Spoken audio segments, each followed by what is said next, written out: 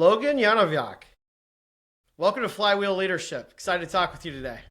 Great to be here. Thanks, Graham. Of course. If you don't mind taking us through your journey a bit to get started and tell us a little bit about how it led to Founder Readiness Institute. Absolutely. One of my favorite stories to tell recently. So I began my career at an environmental think tank, actually, and then quickly moved into the investing world because I saw the power and potential of moving capital, being a person who deployed capital for good, because I really believe that you can have investments that do good, but also that have a strong return. So I've spent my career exploring that intersection and primarily had been thinking about it from the perspective of natural capital, things like agriculture, forestry, climate-oriented investments, positive climate-oriented investments. And then along the way, after getting an MBA and starting another company, working for many teams and managers, I just saw a lot of leadership challenges, a lot of people who didn't have the capacity to really lead at the level they were leading, and a lot of team dysfunction that really led me to have the desire to start to tackle this other problem that I hadn't really been looking at. And so I went back to kind of an early interest in high school, which was psychoanalysis. I haven't been formally trained as a therapist or psychoanalyst, but I've had a long-standing interest in it in addition to leadership assessments. I find it fascinating to learn about yourself. And so I had this idea, can we bring leadership assessment tools in more into the financial services industry, since that's where I come from. And that's where I landed on this company. And my co-founder is an actual he's a psychoanalyst, therapist, and he has a data science and MBA background. So kind of together, we felt like we could tackle this this issue of people risk within the investing world. Very interesting. Well, that aligns very much with my interests, and the whole reason why I started the show actually is things of that nature. So really cool to talk with you. So when you talk about people and investing, like there's so much that goes into investing, and so much that goes into things like leadership and development and all of that when it comes to the people side of the business. Like, how do they fit together in your mind? Like, what is the kind of thesis from that perspective? Well, I think there's a couple different dimensions to it. In the earlier stages of investing, I think you're making a big bet on the people and the founding team. And so in many ways, I'm surprised that more rigor and analysis doesn't go into assessing the leadership from a capacity and developmental perspective. Some investors are doing it because I've talked to over 150 VCs at this point. And so some are, but I would say less than 10%. Most of the time it's decisions are made based on, I would call it, warm leads, reference checks, and gut feel. And so that's just how business is done right now. And then as you move later stage, I think you see, more of a focus on the actual operations and functionality of the business, which makes a lot of sense. But at the same time, you're looking at inflection points within what a leader can actually do at scale. So the person that maybe started the company might not be the right person developmentally for that next stage of scaling the company. So I think there's a lot of factors to consider. Those are just two of them in terms of thinking about people risk within a company setting. Certainly. Yeah, there's a whole lot of different angles to look at it when it comes to people risk, no doubt. Um, any stories that have come about through this journey that kind of stand out as, either show what this business is all about, or that have really kind of made you feel like this is the right mission at the right time kind of thing? Well, I think we're seeing a confluence of market factors and forces coming together, which are really exciting. What we have built would not have been possible without AI. And we're seeing AI being tremendously successful at analyzing the transcript data that we analyze for our clients and the dashboard outputs that people make decisions off of. And it's just really surprising in some ways to me that that things have evolved so quickly, and that we're able to, in many ways, have higher, actually, is this repeat? I'm trying to find the right term here. That if you assess a person twice with AI, you're going to get an 80% or more accuracy. And compared to what a human's doing, you're also getting kind of above 75 to 80% level of accuracy. But what's really interesting is that we're starting to see that AI is actually better at analyzing this transcript data than humans are in a more consistent way. And so we're getting to the point where we're going to probably see 90 plus percentage levels in terms of like if someone retakes the assessment or if we were to feed it, because we look at several different models and how it evaluates a specific person or team. So there's just a lot of amazing stuff that's happening with AI. And then I would say that, we're getting to the point where people are evaluating leaders in terms of how they can handle AI. And so there's this really interesting point that we're at where, we don't know how it's all going to shake out with the job market. I think there's obviously a lot of disruption right now. The bottom's falling out in terms of junior professionals. We definitely know that. But there's going to be a need for people to stay within organizations and companies. But I think those who are selected to stay or who are promoted will likely be able to handle complexity. And that's something we are measuring essentially as someone's ability to handle complexity and pressure over time and their ability to grow into that. So I think our tools are more useful than ever in that way. And, again, the volume that we're able to run through our analysis, is really the cost reduction and the volume is just outstanding. And so there's just an opportunity now for more companies to use this than ever and to get embedded even into, AI API systems as plugins and things like that. And so I think the traditional way that assessments are done are going to be disrupted fundamentally with AI. And so that's something that's really kind of an exciting confluence of factors that we're seeing. Interesting. In my own experience, in just regular team calls or client calls, interviews, it is really interesting how accurate AI can be with reading the room, essentially, right? And I'm talking about remote calls, so the virtual room, right? But reading the candidate, the client, whoever may be there, the team, and assessing the even the feeling of it, right? Not just the sentiment, actual words said, yeah. And that was impressive compared to just, you always hear about, well, it's the human component and all that, which it can read the human component quite well, depending on the technology. And I'm sure at this stage there's a lot of different aspects that go into that on the technology and yours compared to others and all that, right? But the ability to ask questions specific to that meeting or interview and get outcomes out of it is just unreal.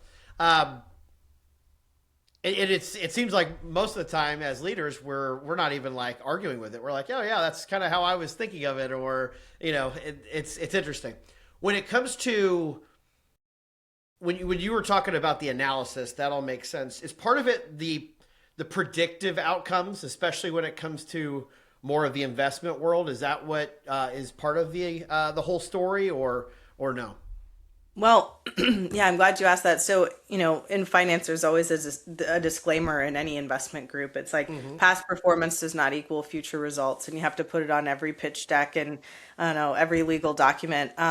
So I think that we're basically making the same argument that past performance doesn't necessarily equal the ability to hold future complexity or to be able to operate under increasingly complex situations. And so someone might have been promoted or hired because of their resume, credentials, warm intros, or past performance in a role, but that doesn't necessarily mean that they're developmentally ready for that next position. And so the breakdowns that we're seeing, and again, these are like high level statistics, and this comes from CEB and Gardner leadership transition research, but as high as 40 to 50% of executives struggle in the first 18 months of a new role.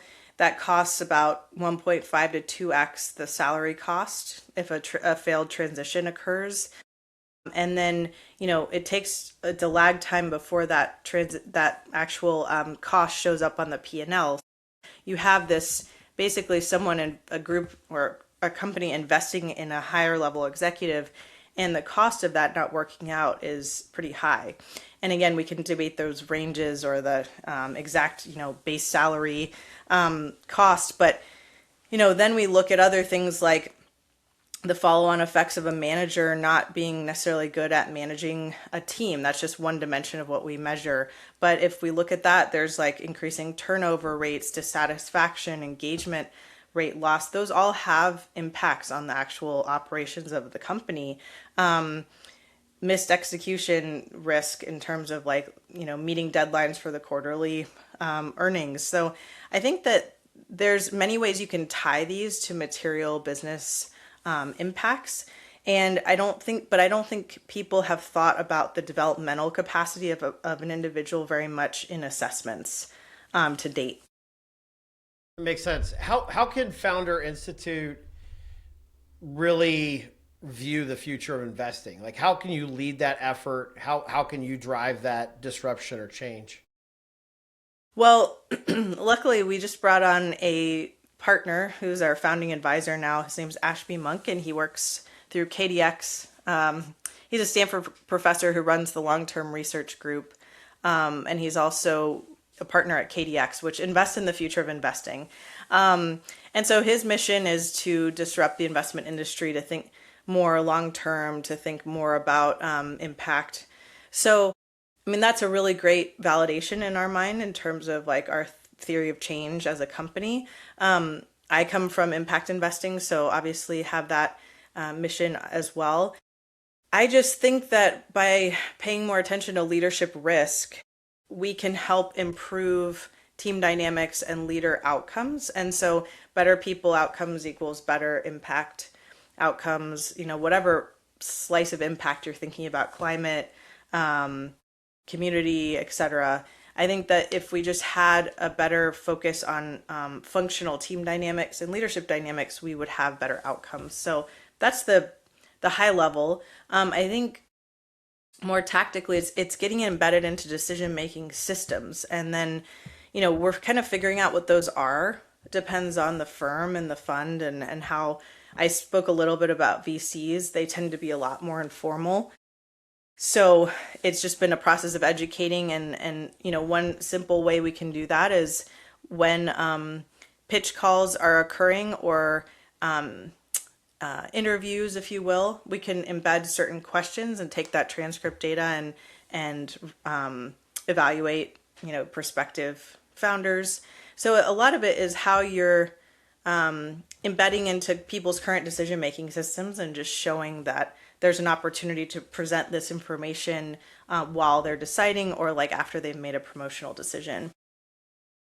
And how does this impact assessments? Because as I hear you talking about investments and founders and leaders, I also start thinking about assessments and what that looks like. Is your plan to get into that space at all, if you're able to touch on that, or is that completely a different kind of a different thing? Well, there's so many of them, and I know you have some experience with assessment companies. The way I see it is most of the assessments I've taken personally or that I've seen on the market tend to be very skills focused or personality type focused. They're usually self-reported, and they're usually forced choice or multiple choice in some way. They usually produce a static report that isn't developmentally focused in the sense of here's how you grow, here's a roadmap for growth. And, I think that I'm not denigrating all of them. I think sometimes they serve particular roles. But what we're doing is bringing in a whole body of adult developmental research into evaluation. And so we can now take any unstructured transcript data, so someone doesn't have to sit down, number one, and take an assessment. We just take their conversational data they're already having. And we're creating a developmental roadmap. So here's your baseline. here are 3 things you can do to improve your developmental score along 6 to 8 different pathways and become a better leader. And so we're not just kind of giving you a PDF. And in terms of how people are assessed, I think it's really important to say that, we're not really, it's hard to game our system because A, people don't know what we're asking, and B, even if they take our assessment, they're open-ended scenario-based questions, and those are harder to game than just a multiple choice or forced choice. So I think there's just a lot of ways that we're different. Makes sense. As far as the tools, that seems very clear on where you're headed with it. When it comes to that output of the tool, right? You get that feedback, you get that analysis. That's all making sense. When it comes to like actual helping people change, whether that's coaching, whether that's giving leaders that roadmap, like you mentioned, what does that aftermath look like? Like we have the data, we have the information that we're looking at. Where do we go from there? Is that will your firm be involved in that aspect or no? Yeah, I mean, I think we're looking to partner with some coaching platforms that are building AI enabled coaches. I think there's going to be a whole slurry of those coming out on the market, Mm-hmm. and they can be programmed according to different people's coaching styles. So I actually just ran into a guy who wrote his PhD on coaching personas.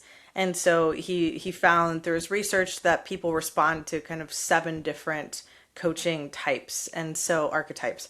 And so wouldn't it be great if you could select based on how you learn and grow best, the style of coach that you best align with. And I think a lot of the AI coaching, just to back up a second, is going to be like a lower cost option. I Mm-hmm. think, there's certainly always going to be a place for coaches, for human coaches, but it can be quite expensive. And so I think depending on the company or individual's, financial situation, the AI coaches are just going to be a necessity. But I think we can do a lot to program them to have like certain archetypes or personalities or presentation styles. So I think that's exciting. And then we're going to license we're going to get, develop a certification training, and then coaches who are already working out in the field can take our, certification, and then they'll be a licensed coach. And so we can deploy them onto projects and clients. So if we are working with a large PE firm and we need some coaches, those are the people that we will bring into the fold. So we think that having coaches is a critical part of this because developing yourself along these different pathways is can be challenging by yourself, and it usually requires some sort of intervention. When it comes to leaders that struggle, that in your experience, whether that's inside an investment firm like a VC or otherwise, or inside a company making a product or software, is there any kind of through line that you've seen where leaders are really struggling with, like whether it's one aspect of the job, if it's that complexity you mentioned, or just managing people, like anything stand out as what is kind of the main point of struggle for a lot of leaders?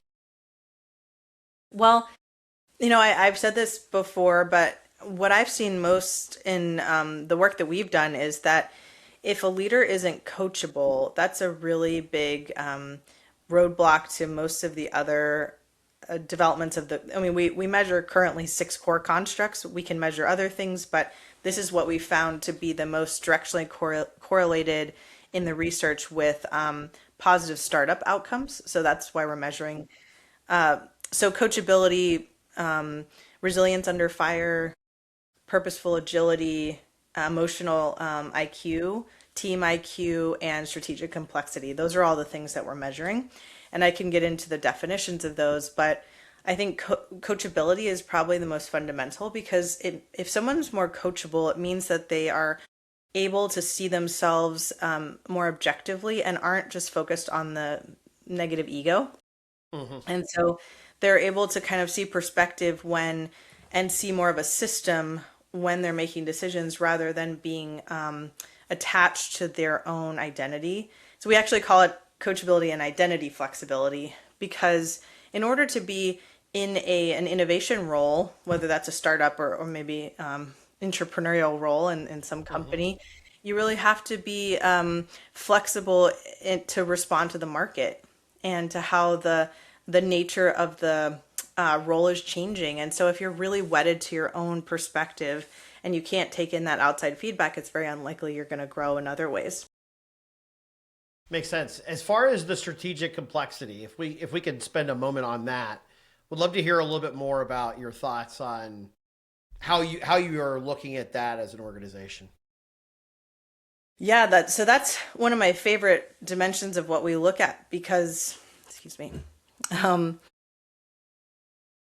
dealing with that cold.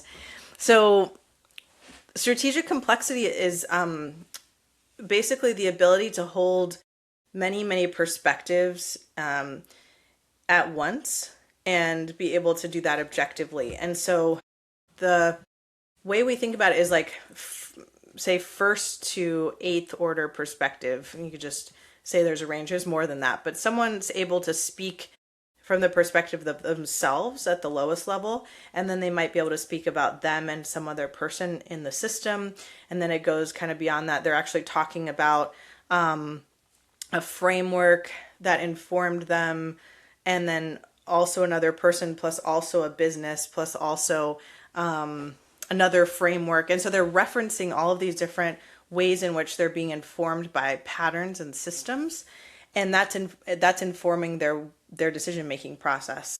And so instead of being myopically focused on oneself, you and your first order perspective, there's like multiple perspectives in place. And so the way someone constructs sentences and tells stories and speaks about their past experiences can inform how their level of strategic complexity. What is one thing you've changed your mind on over the span of your life or career? One, well, I do very much believe in constant improvement. I mean that sincerely. I think that it makes life fun to be, your hypothesis to be proven untrue, or always kind of looking for ways to change my thinking. But I think one major thing that has shifted my perspective is just how often, especially early in my career, I came in kind of thinking I knew everything, in a way, like thinking Hmm. you can change the system more quickly, and that, why aren't people doing things in these new ways? And you just realize that it takes a lot to change the system. Like, there's reasons that things have been done in the past, and I think without understanding where things have evolved from, it's difficult to make articulate suggestions about what to do next. And so I think spending more time studying the system up front is wise before you try to influence it. This came to my reality more in the investing world, because I wanted all the impact metrics stuff to be measured. I wanted impact to be measured within like traditional financial frameworks. And I was working at the Yale Investments office, and I don't know if this will mean much to this audience, but David Swenson was one of the premier alternative asset managers in the world. Arguably, he managed Yale's endowment, and I asked him. We were having a conversation about climate finance, and he was just like, the data is just not there in terms of ESG data. And this was about 10 years ago.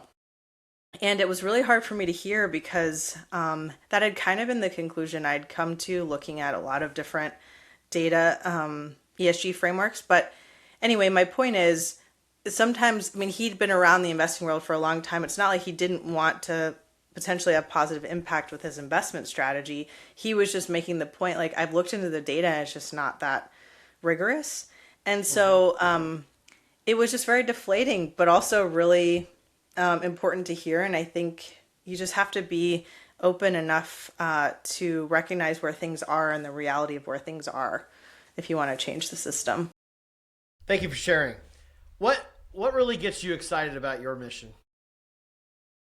Well, the responses we've seen from people taking our assessment or getting analyzed through our system have been really remarkable. I've had Testimonials, everything from "this blew my mind" several times, to people just enthusiastically saying, I'm going to implement the findings from this immediately. And so I think anytime you can have a material impact on someone's life and they see themselves differently is just a win. And some really high level people have taken this at this point, and so including our founding advisor. And so I'm just really grateful to have taken a part in building something that actually feels accurate and that's advancing people's thinking about themselves.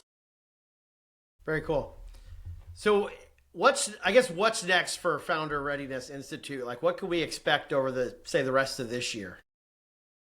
Well, we are continuing to build into the investment industry. So I think, we're really looking for a number of private equity partnerships and partnerships with pension funds, M&A, diligence groups. And so I think that to the degree that we can get started with some of those partnerships, that will be really exciting for us. I mean, we've made inroads, but we're really continue to advance those. And then we've built the tool, so it's ready to go, and it's been in operation for some time. But I think continuing to get visibility and really having more people experience the accuracy and the depth of what we're offering with our tools. I mean, that's what we're after. Makes sense. So anything that we should have talked about that we should touch on? Well, I think that it's, there's always kind of this question of why do we need more analysis on, leaders, and aren't there enough tools out there? People, different people ask those questions of like, do we really need more tools? Do we really need more analyses? Can't we just go with our instincts on people? And I would just say some of the numbers say otherwise. I'm really struck with a couple different statistics. One is 65% of companies, according to Harvard Business Review, don't or fail because of internal people dynamics. 70% of M&A deals fail because of some sort of internal team or culture issues. And so I would say that the business as usual approach is not working. I mean, it's working some, but wouldn't it be amazing if what if we could all just get along? But doesn't that mean that we all have to know ourselves better and kind of have a better understanding of how to get better? And I would just argue we haven't really had until now, not just with our tool, but with AI, the capability to analyze data at such a rapid rate that, like anything else, we can see patterns that maybe we couldn't see before. And so I would just urge people to think about the system differently and to see that there are always ways to do things better. And maybe we're at a time where we can improve some of those odds. So I'm really excited to be part of it. Very cool. Logan, what would you like those you've worked with to say about your impact on them? I think that I was helpful in illuminating internal patterns that mattered to how they showed up as leaders. And how can listeners best follow along with the mission? Our website is founderready.io, and we also are on LinkedIn, Founder Readiness Institute. So we post quite often, and I always post podcasts and blogs and other materials that we're developing. And so our website and LinkedIn are probably the best ways to reach us. Very good. Logan Yonavjak, Founder Readiness Institute. Appreciate you being here today. Thank you. Thank you, Graham.